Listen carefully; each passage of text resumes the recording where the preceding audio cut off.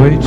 Quero parabenizar a organização primeiro. Realmente o debate está bastante profícuo, estou vendo assim.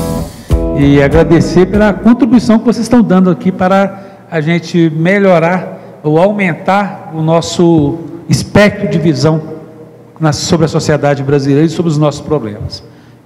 Meu nome é Edismar, eu sou advogado. E pegando um gancho que vocês estão colocando sobre políticas públicas, a visão que eu vejo, por gentileza, eu não sou longe de ser um filósofo e de ter a capacidade de filosofar como vocês têm, de imergir, certo, nos nossos problemas sociais, certo, e tirar disso aí alternativas para reconstruir essa nossa sociedade.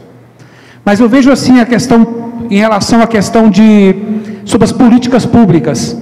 Entendo eu que as políticas públicas, principalmente aquelas, entre as voltadas para a inclusão social, são políticas em que se procura mostrar para a pessoa a incapacidade dela de fazer alguma coisa.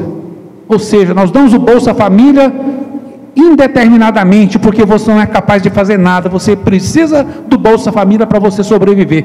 Em precisando do Bolsa Família, você não pode prescindir desse grupo político que aqui está, certo, para poder continuar sobrevivendo. Você não tem outra alternativa a não ser continuar colocando nas mãos desse grupo político alternativas para a sua sobrevivência. Ou seja, você nada pode. Em contrapartida, nós temos a visão bíblica: tudo posso naquele que me fortalece. Eu queria, a partir dessa visão, ou seja, nós como cristãos, somos colocados pela Bíblia, ou seja, estimulados pela Bíblia a exercer essa força que nós temos em Deus, pela fé que nós temos em Deus. Em contrapartida, o modelo que o nosso país hoje, infelizmente, ele vive, passa por ele, foi colocado para a nossa sociedade, é que nós nada podemos. Nós somos incapazes. Daí não se investe menos em educação, certo? Na formação do nosso povo. Qual é a ação de vocês, particularmente para você que representa a nossa juventude perante instituições governamentais, como políticas para a juventude, a ação concreta de vocês tentando mudar essa nossa realidade? Obrigado. Bem polêmica a sua questão, e eu discordo em alguns pontos do irmão. Eu lembrei de uma frase do atual presidente do Uruguai, que ele fala o seguinte, usa aquele ditado: nós não devemos dar o peixe, devemos ensinar a pescar. E aí ele complementa: mas o que a gente faz se a gente roubou a vara, desviou o rio, né, a pessoa não tem mais o rio, violentou, destruiu a família, né? Então, a gente precisa, para pensar política pública no Brasil hoje, lembrar da nossa história. Não são todos que, de fato, podem, né? O nosso contexto, eu imagino que o contexto da grande maioria aqui é de uma situação social de média para boa, né, nesse país, mas uma das questões mais polêmicas ainda, a questão racial, e que eu trabalho com isso há um tempo também, a gente não pode simplesmente pensar que as ações afirmativas, elas são um dizer que o negro não pode, né, no caso das cotas, que o negro não consegue. A gente precisa lembrar que quando houve a libertação da escravatura no Brasil, para onde os negros foram? Só havia produção agrícola no Brasil, né? Não havia outro tipo de emprego. Eles foram retirados das fazendas, vieram os europeus, e não tinham em que se trabalhar. Eles foram para as cidades, foram formando as favelas, né? E ao longo dos 2 séculos, quase 2 séculos que nós temos, mais de 2 séculos que nós temos de libertação da escravatura, os negros continuam sendo marginalizados, né, espreitados na cidade, enquanto os filhos dos brancos, dos ricos, dos fazendeiros vão estudar na Europa, né?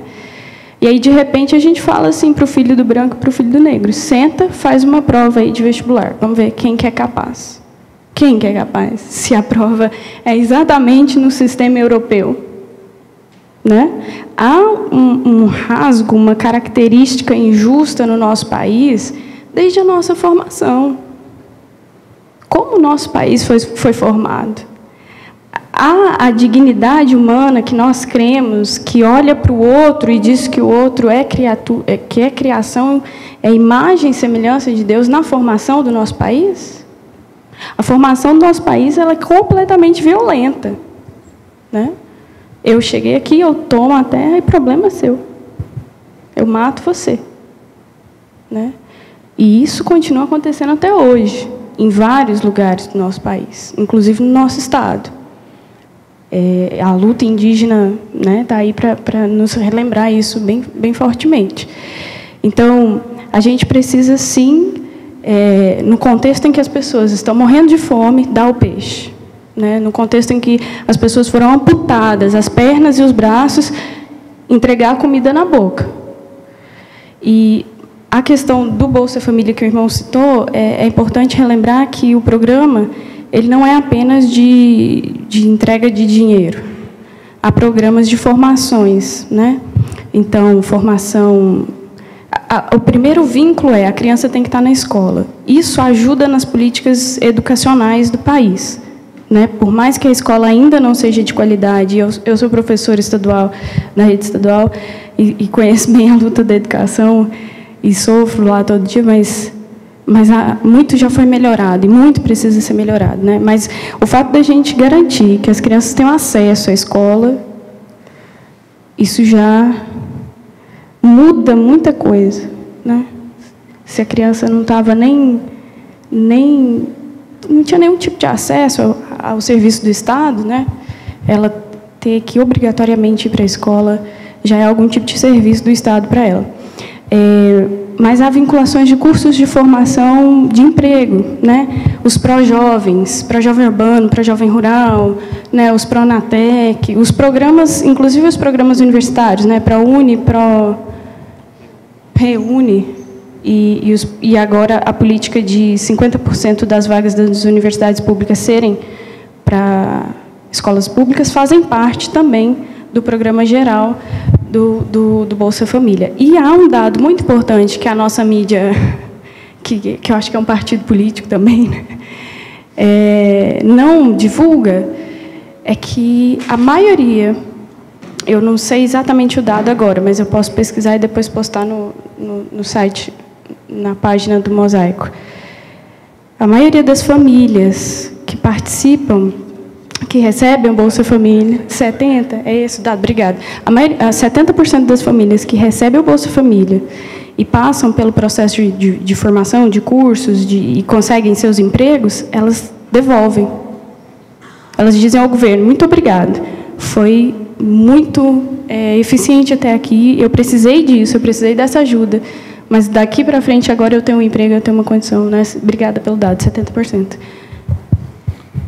Isso que a Ana falou, ela resumiu bem assim, a pergunta, mas só queria colocar, bem, então a gente não pode esquecer que a política de ação afirmativa, ela pressupõe um histórico que não é homogêneo na formação dos brasileiros, que tem um processo de escravatura que é rompido e de repente eles vão começar a cursar a escola. Não, eles ficaram à margem disso e ainda estão à margem durante muito tempo.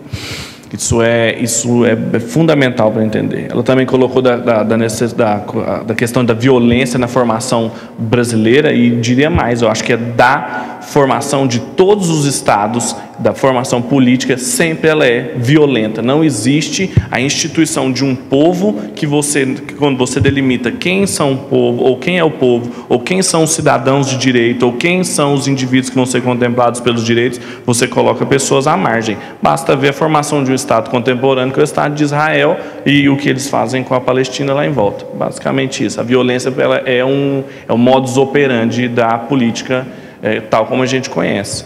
Agora, isso que a Ana falou, e completa com a pergunta que foi feita antes, A gente passou por alguns anos de política brasileira, pelo menos os 8, que caracterizam do lulismo, que foi um empoderamento, através de um endinheiramento também de camadas populares que simplesmente estavam afastadas disso. Isso foi importantíssimo. Eu não estou falando que não é messiânico, não há problemas, eu sou dos primeiros que identifica problemas ali.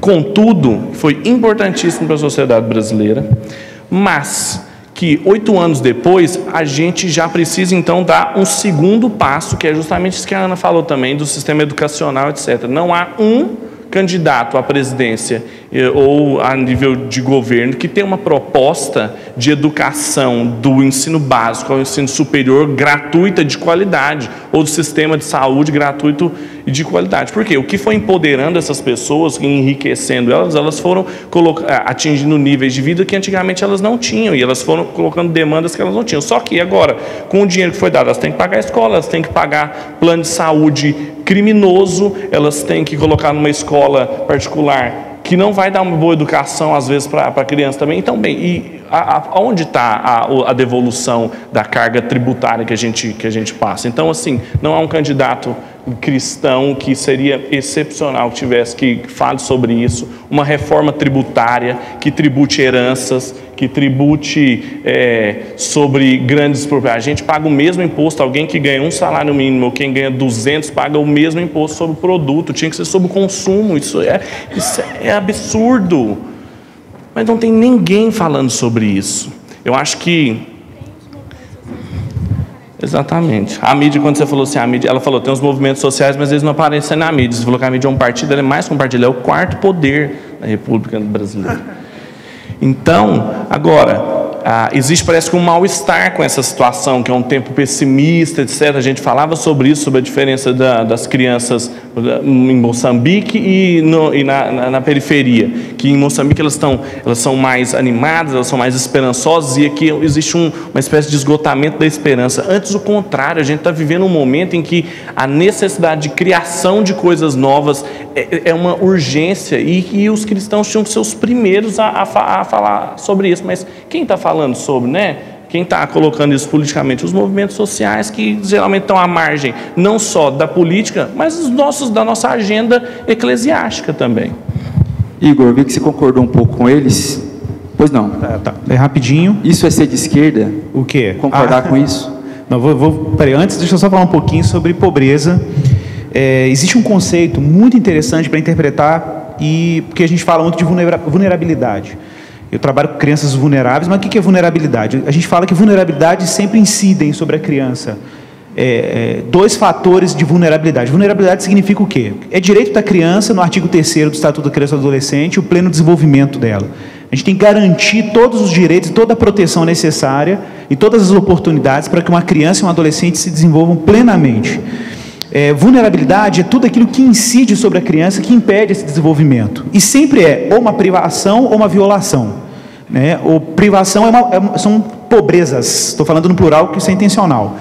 E violação é sempre algum tipo de ruptura ou violação, uma violência contra algum aspecto que integra a criança. Então, se você viola, por exemplo, a dimensão afetiva da criança com assédio moral ou traumatiza ela emocionalmente, é um tipo de violação. Claro que tem as violações óbvias, né? Violação sexual, violação do corpo e por aí vai. Mas você também tem a privação, que privação é toda... quando a criança se sente privada de alguma coisa que é direito dela. E aí a gente fala de multidimensionalidade da pobreza. Esse é um conceito muito importante. Porque a gente tem uma tendência de achar que pobreza é apenas a privação de recursos materiais, ou de bens duráveis, por exemplo. Né? E não, a pobreza ela é multiaspectual, ela é multidimensional. Existem pobrezas de natureza cultural, pobrezas de natureza cognitiva, existem pobrezas de natureza afetiva, crianças que são pobres afetivamente. A mãe e o pai trabalham o dia inteiro, quando tem pai e quando tem mãe, e essa criança não tem uma riqueza afetiva na sua experiência subjetiva, psicológica, por exemplo. Então a gente tem uma tendência de reduzir a experiência da pobreza meramente à dimensão material. Claro que a gente sabe que isso era urgente. Eu acho que a política de distribuição direta de renda era e foi uma necessidade, ainda continua sendo uma necessidade, a distribuição direta. Tem fome, tem que alimentar, isso é fato. Agora, a gente não pode ser ingênuo, por exemplo, de achar que essa é uma ação política desprovida de interesses políticos. A gente não pode ser ingênuo nesse ponto. Existe interesse. Na verdade, a gente vê que o efeito dessa distribuição direta de renda me parece muito óbvio. A gente vê isso numa permanência de um partido no poder durante mais de uma década, caminhando para mais de uma década. Isso, para mim, é preocupante numa democracia. Democracia, característica de qualquer estrutura política democrática, é a alternância de poder. E a gente não tem alternância de poder durante uma década e um pouco mais. Então, isso me deixa um pouco preocupado, porque, apesar de ser uma política pública necessária, não acho que é uma política pública que tem que ser permanente, também acho que não deve ser permanente, mas necessária como sistema de cotas. Eu acho que é uma medida. Eu sou favorável, por exemplo, em parte ao sistema de cotas, não vou discutir os critérios. Eu acho que são políticas de reparação necessárias. São políticas de reparação necessárias. A gente causou um dano realmente ao negro, a gente tem que admitir isso. A gente tem que admitir que existe uma exclusão fatual. Minha mãe é negra, e minha mãe é nordestina e é mulher. Ela foi para o Rio de Janeiro nos anos 70, e eu escuto as histórias da minha mãe, são de arrepiar.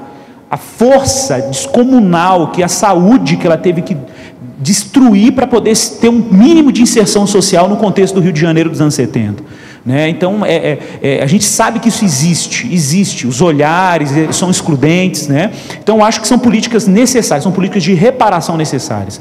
A questão é a instrumentalização dessas políticas, o emparelhamento político dessas ações. Isso que me preocupa. Eu acho que é aí que a gente tem que levantar um problema também. Você perguntou se isso é ser de esquerda ou não. Isso é uma boa... Você quer voltar a falar? Quer falar? Fica à vontade. Isso é uma boa questão, porque geralmente se polariza as questões políticas. Isso é um discurso de esquerda, você é um comunistinha, você é um coxinha, você é de direita, reacinha. A questão é muito mais complicada que isso. Tem um filósofo que ele era cristão, como o Igor distinguiu bem, ele era cristão, mas ele não era um filósofo cristão, ele era cristão e filósofo, que é o Paul Ricoeur, que ele falava assim: todas as questões, você tem uma questão, complexifique ela. Geralmente é mais complexo do que parece. Essa questão do poder é exatamente assim. Polarizar a discussão política em duas visões de mundo dominantes é empobrecer a discussão ao extremo. A gente tem que trabalhar uma concepção de poder.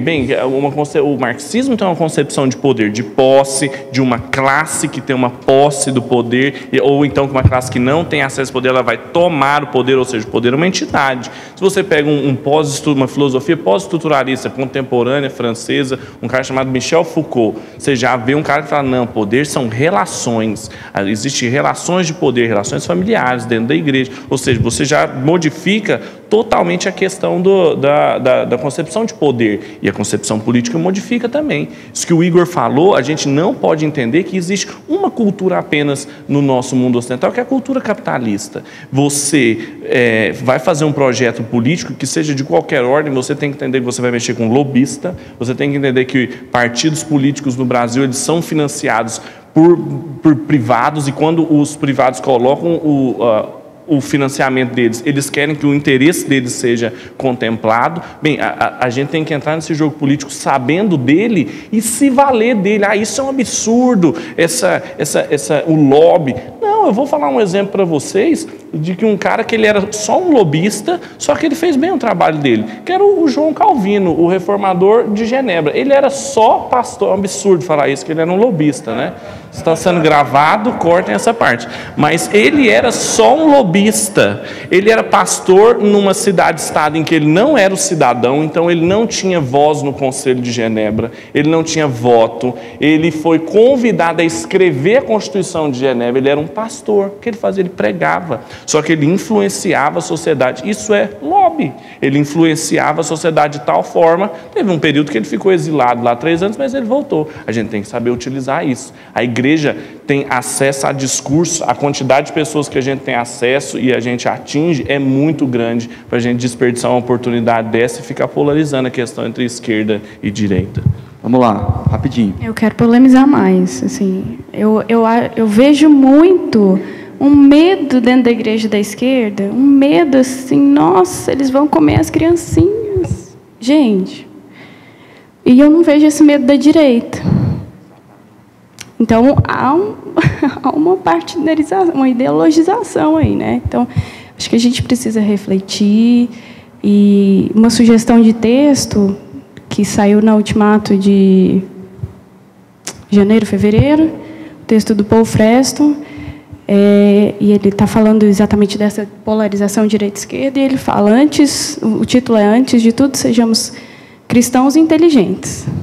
Né? Primeiro, a gente respeita o irmão se ele tem uma ideologia diferente da sua. Né? E lembrar também que esquerda não é só marxismo, né?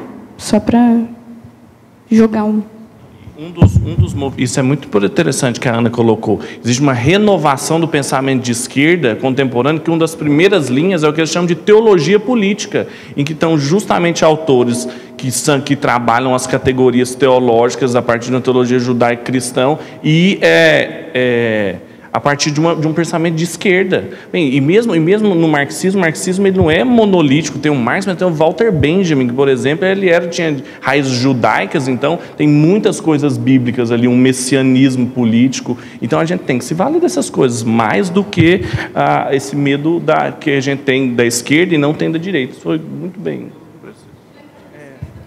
Conclua, Igor. Só queria fechar esse assunto, porque, assim, algumas pessoas perguntam como é que você se posiciona ideologicamente. Muita gente me acha reacionário e muita gente me acha revolucionário. Eu não sou nenhum dos dois. E não é porque eu sou terceira via ou meio em cima do muro, não. É porque eu sou neocalvinista, eu sou caiperiano. Eu estou dentro de uma tradição política holandesa, né, e que eu acho que faz muito sentido para interpretar muitos fenômenos que a gente tem aqui. E eu tenho discutido muito sobre isso. Por exemplo, o Abraham Kuyper, para mim, é um exemplo em termos políticos, porque está dentro dessa tradição calvinista, e ele sabia disso. Ele montou um partido que vocês iam adorar o nome, chamava Partido Antirrevolucionário, era o nome do partido dele lá na Holanda. E até hoje é o Partido Cristão, que já mudou o nome, é um partido democrático, cristão, e ele montou o partido por quê? Porque ele queria resistir dois projetos revolucionários. O projeto liberal, de extrema-direita, e o projeto marxista, de extrema-esquerda. E por que ele queria resistir qualquer uma das duas iniciativas? Porque as duas bebiam numa matriz filosófica comum, que é a ideia de que o problema, as tensões estão ou no horizonte das relações materiais ou estão no horizonte das relações individuais. E ele dizia, a solução não está nem em coletivizar e nem individualizar. Você não está nem num polo nem no outro. Por que não está nem num polo nem no outro? Porque nós somos trinitários. Olha que interessante essa afirmação. Nós somos trinitários. O que significa isso? Que quando você olha para Deus, você não vê Deus, a Trindade não é um coletivismo que Pai, Filho e Espírito Santo se misturam. A identidade dos três é preservada. Mas, ao mesmo tempo, você não vê uma atuação individualista em que não existe nenhum tipo de harmonia entre as pessoas da Trindade. Parece que não, mas a Trindade ela tem uma implicação política. Pensa no mundo islâmico, em que a concepção de Deus é que Deus é um uno, absoluto e transcendente. Não existe nenhuma diversidade na unidade de Deus. Qual é o efeito político imediato nessa concepção de Deus? O estabelecimento de sociedades homogêneas, de políticas unilaterais, que elas vêm de cima para baixo, não existe democracia do jeito que a gente concebe. Porque tem uma relação entre visão política e visão teológica, né? Então, pensa que na nossa experiência cristã, a gente não pode ser coletivista no sentido de entregar para o coletivo o plano redentivo de justiça pública e nem entregar para os indivíduos. A gente tem que pensar numa experiência comum, unitária, numa experiência onde unidade e diversidade estão lá, convivem, né? Então, você tem que preservar a dignidade do indivíduo, você tem que garantir os direitos do indivíduo, mas o indivíduo também não pode operar a partir de uma forma absoluta ao ponto de comprometer a justiça do outro, o direito do outro. Então, é por isso que eu falo que, às vezes, dependendo de como você olha para a biografia do Kuyper, você vai achar que ele é reacionário, conservador no sentido clássico. Mas ele também participava de movimentos sociais para garantir de direitos de minorias que sofriam uma série de violência, né, por exemplo. Então, não é que é em cima do muro, é porque, na verdade, é uma concepção política que ela não é contemplada nem pelo discurso de esquerda nem de direita. Então, é só para deixar claro o meu posicionamento político aqui.